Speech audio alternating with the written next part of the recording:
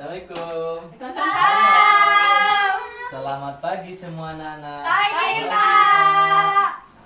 Bagaimana kabarnya pada pagi hari ini? Alhamdulillah, luar biasa. Tetap semangat. Allah Semangatnya tepuk tangan untuk selamat pagi. Ya. Oke, sebelum kita memulai pembelajaran, kita harus memulai dengan doa. Siapa ketua kelasnya di sini? Itu, Pak. Ya, silakan. Sebelum memulai pelajaran, mari kita berdoa menurut agama dan kepercayaan masing-masing. Doa mulai. Doa selesai. Nah, ya. Pagi ini Bapak cek dulu kehadirannya ya. Ya, Pak. Bapak absen lagi ya. Ya, Pak. Cek kan? Ya, hadir. Ota. Hadir. Alhamdulillah ya. Vita. Hadir, Pak. Alhamdulillah. Hadir semuanya, ada yang tidak hadir? Hadir, Pak. Ada ya. Baiklah. Pada pagi hari ini kita lanjutkan pembelajaran kita, yaitu tentang teks posisi. Siapa yang tahu teks posisi? Saya tahu, Pak. Nah, baiklah Bapak jelaskan ya. Dalam teks posisi ini adalah paragraf atau karangan yang terkandung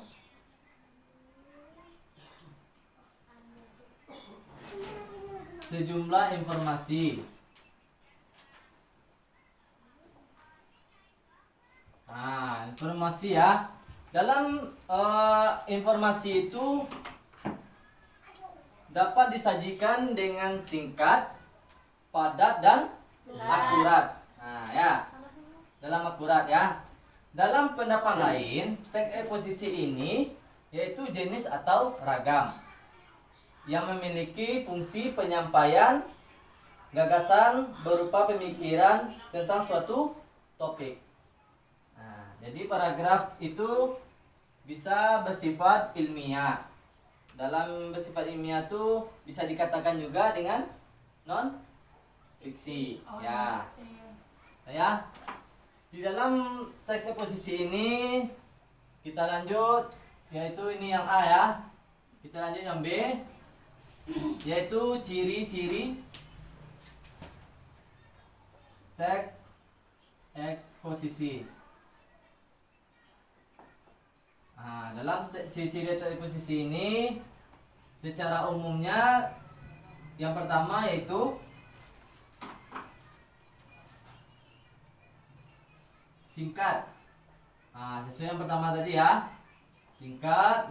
Yang kedua adalah padat. Yang ketiga akurat. Yang keempat berusaha menjelaskan sesuatu. Ini nanti tugas ketua kelas ya, kita isi ya.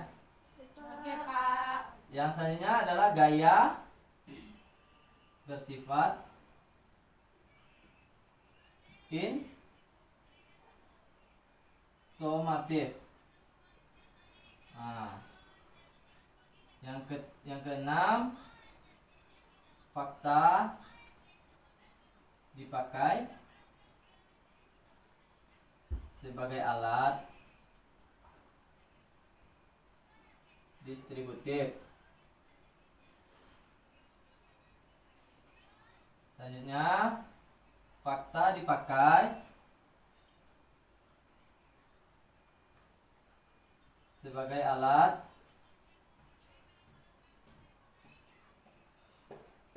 kuantitatif.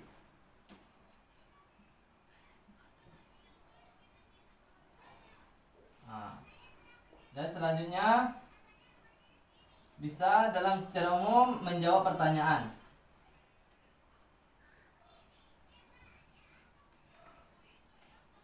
Nah, sini sudah jelas? Ya, yang pertama tentang teks eksposisi, yang kedua adalah tentang ciri-ciri. Teks posisi. Nah, ya. Dalam ciri-ciri teks eksposisi ada apa saja? Singkat. Ada singkat, ada padat, akurat, berusaha menyelesaikan sesuatu. menjelaskan sesuatu. Tuh. Gaya bersifat Intonatif. Misalnya, fakta dipakai sebagai alat. distributif. Selanjutnya, Fakta dipakai sebagai alat kuantitatif. Kuantitatif. Yang terakhir menjawab pertanyaan. Jelas ya. Kita lanjut. Yaitu Bang. Jelaskan satu. Jadi agak lama. Punya abang tuh panjang. Ini aja abang jelaskan nih satu-satu biji. Enggak. Jadi yang itu punya abang tuh enggak panjang-panjang yang itu. ini panjang loh. Lama manjanya enggak? Serah dia aja lah, dia punya kelas, ikut Ya. aja. Dalam ciri-ciri teks posisi ini singkat ini adalah kita mencari teks ini, membuat teks itu secara singkat. Dalam secara singkat tuh kita telah menjelaskan secara singkat apa dalam teks eksposisi itu di dalamnya, isi dalamnya ya kan. Secara padat itu bisa diartikan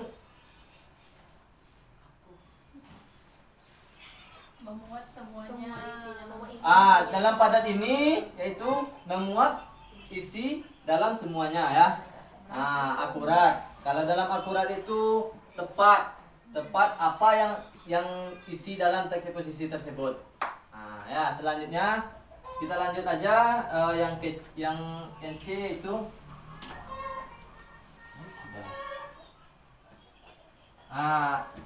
struktur teks eksposisi. Dalam yang pertama terdapat struktur itu yaitu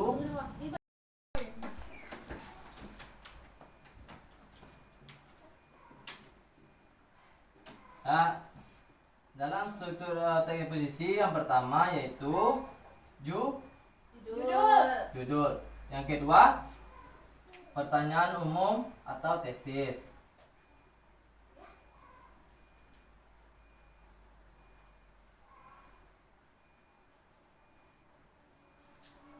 Yang ketiga argumentasi atau alasan.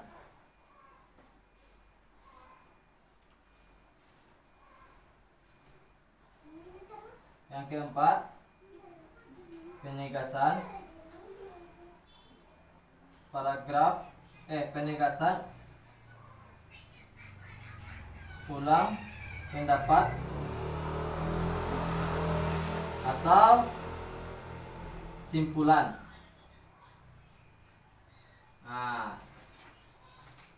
Di dalam struktur teks eksposisi ini yang pertama itu judul.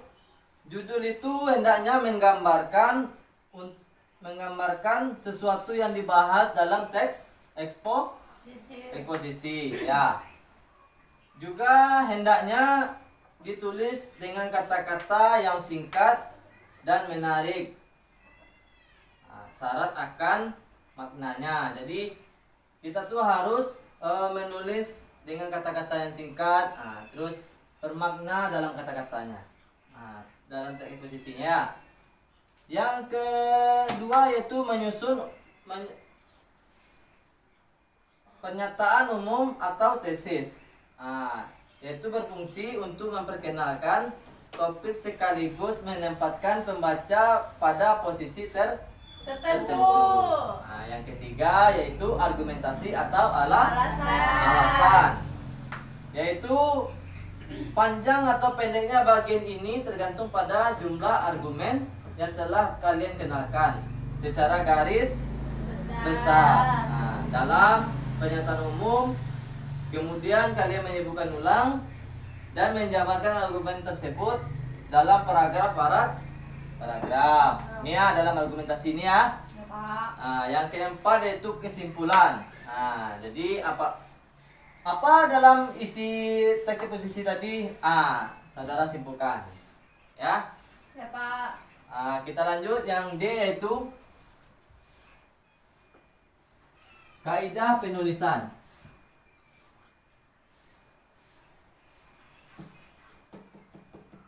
Teks eksposisi.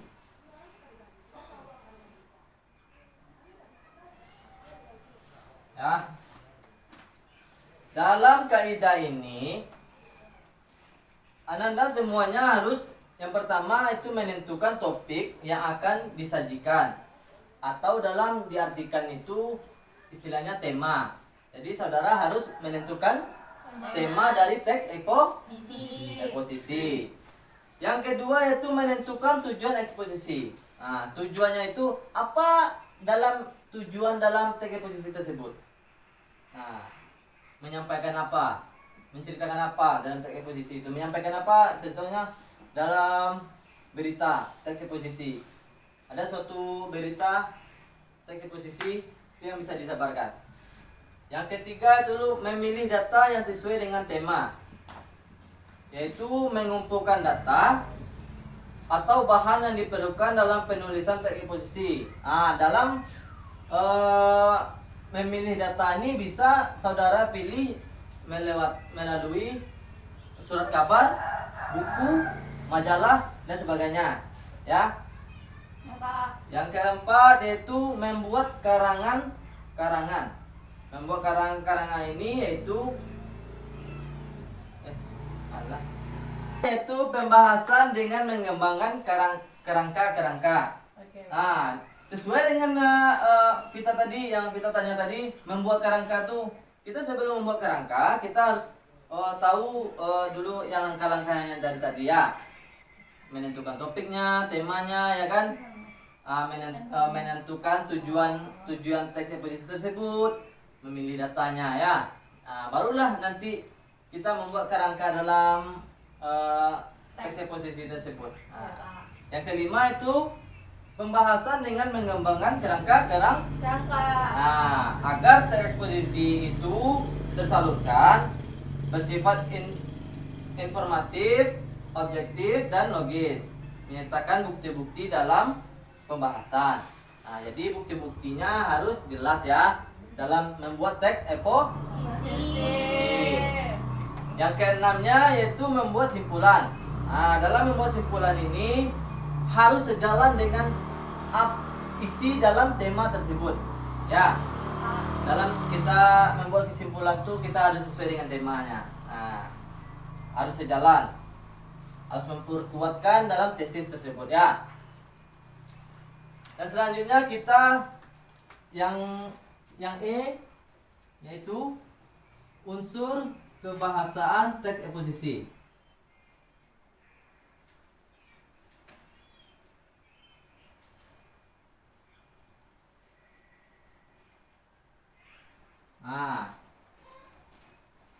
Dalam unsur kebahasaan teks eksposisi ini ada yang pertama yaitu pronomina atau selain kata ilmiah pronomina, kata ganti. Kata ganti. Kita dapat nilai 50. Tepuk tangan kita. Dari pronomina ini adalah kata ganti. Jenis kata yang menggantikan nomina atau frasa pronomina ini dapat diklarifikasikan menjadi dua macam. Dalam pronomina ini bisa diklarifikasikan menjadi dua macam. Yang pertama, pronomina persona. Dalam persona ini bisa kita klasifikasikan menjadi kata ganti orang.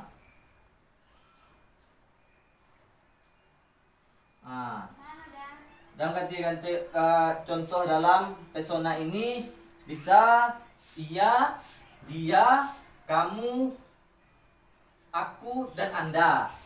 Itu, ya. Ya Pak. Yang kedua yaitu non persona.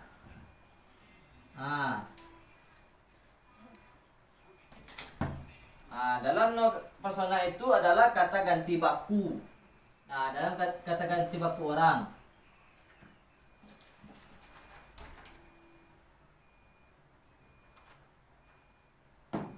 Jadi perbedaan dari persona dan non persona apa?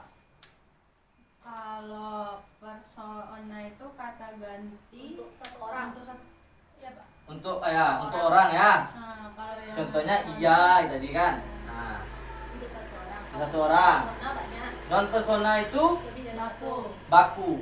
Ya, itu Baku. bakunya. Bisa contohnya ini, itu, sini, Situ. situ, Sana. sana. Itu ya. Sono. Jadi contohnya sudah tahu tadi ya. Persona apa contohnya? Contoh persona apa tadi? Iya, betul ya. Non persona Ini. ini ya. Itu. Itu ya. Sana, sini, sana. Yang kedua yaitu nomina dan verba.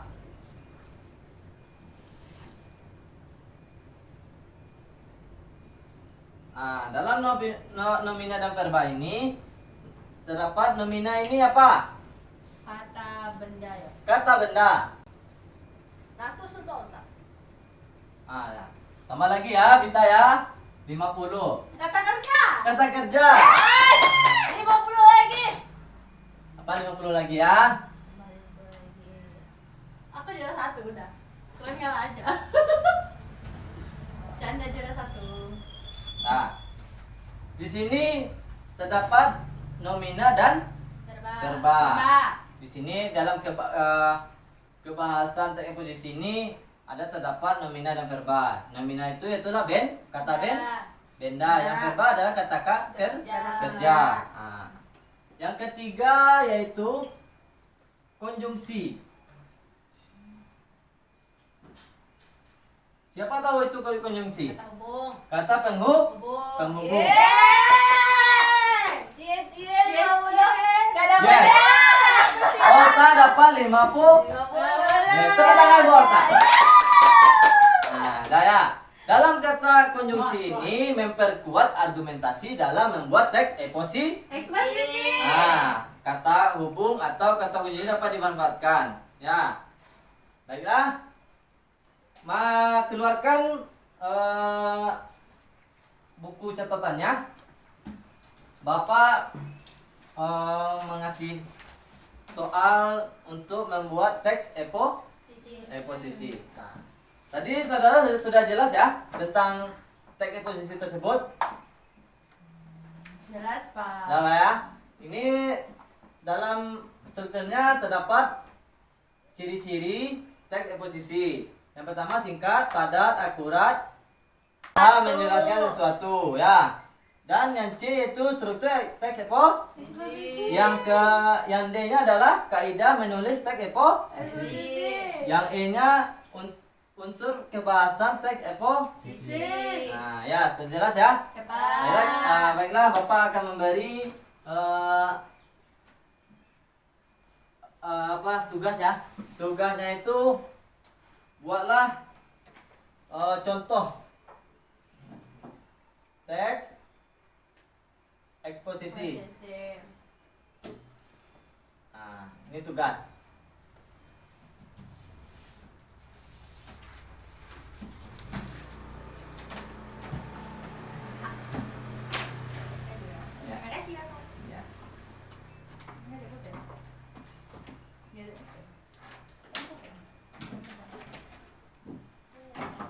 Ya. Belum hidupin masih. Nah. Bisa dulu.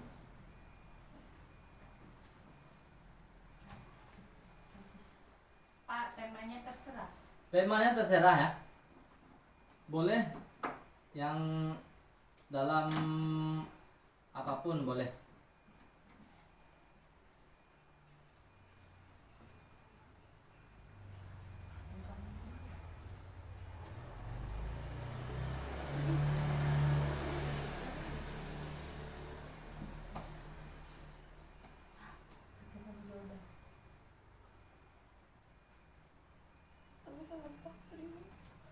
Ya Bita, Ya Pak.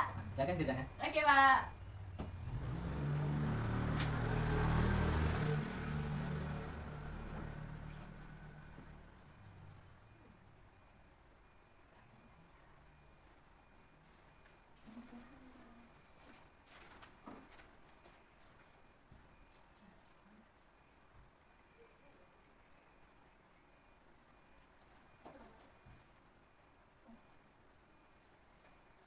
Jadi siapa yang bisa menyerangkan? Di sana ada pembagiannya ya.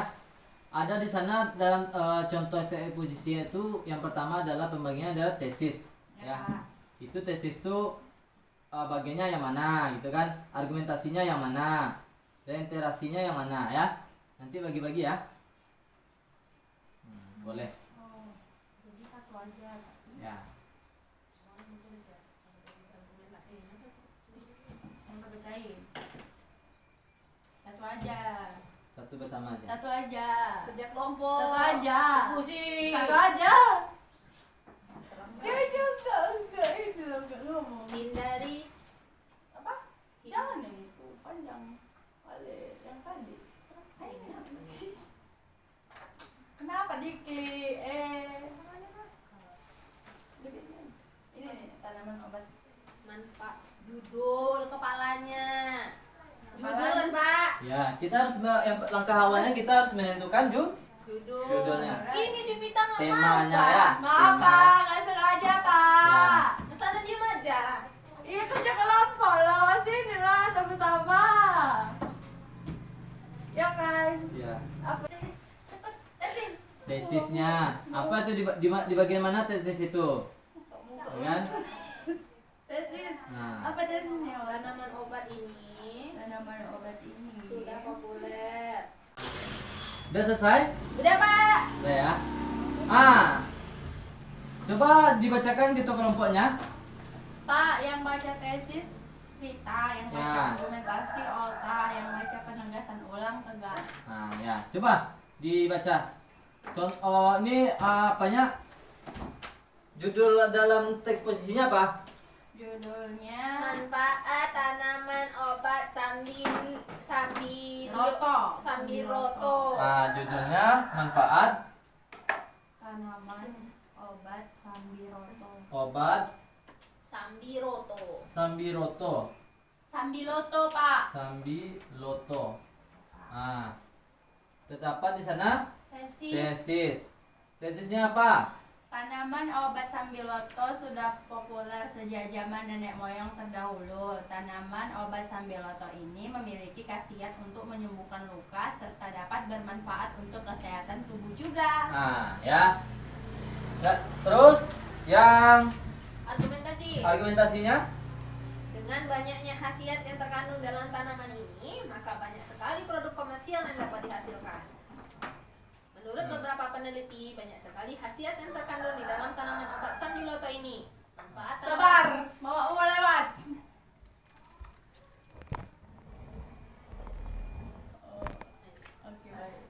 Manfaat tanaman sambiloto ini adalah yang satu, dimanfaatkan untuk penyembuh luka akibat luka terbakar. Yang Ya. kedua, sambiloto juga menyembuhkan penyakit panas karena mengandung antipiretika, bahkan dapat mengobati tekanan darah tinggi. Dan yang ketiga, dapat mencegah penyakit kanker seperti tumor dan tromboblas. Terakhir, tanaman ini berfungsi untuk mencegah penyakit diare, malaria, gatal, sakit perut, disentri, basiler, tifoid, dan lain-lain. Itu argumentasinya ya. Ya, Yang selanjutnya penegasan ulang. penegasan ulang. Berdasarkan penelitian ini, dapat disimpulkan bahwa tanaman obat ini tidak hanya menyembuhkan luka, tapi bermanfaat untuk kesehatan tubuh. Tidak ada efek samping, lalu juga bersifat alami. Tanpa kita ketahui, alam menyediakan kebutuhan yang sangat diperlukan. Nah, udah jelas ya. Jadi kita sudah tahu bagaimana cara mencari atau cara membuat teks eksposisi. Nah, dalam teks eksposisi itu contohnya kita bisa yang pertama adalah tesis. Yang kedua adalah argumentasi. Yang ketiga itu penegasan ulang. Sudah bisa dipahami ya? Bisa, Pak. Baiklah. Mungkin pembelajaran pada pagi hari ini kita cukupkan sampai di sini. Kita akhiri dengan doa ya. Ya Pak. Pimpin doa ketua kelas. Sekarang marilah kita membaca Bismillah. Bismillahirrahmanirrahim. Alhamdulillah. Alamin. Baik ya. Terima kasih atas perhatiannya Anda semua. Semangat terus dalam belajar. Jangan sampai kita bermain-main dalam belajar. Belajar. Baiklah, selamat pagi. Assalamualaikum. Waalaikumsalam.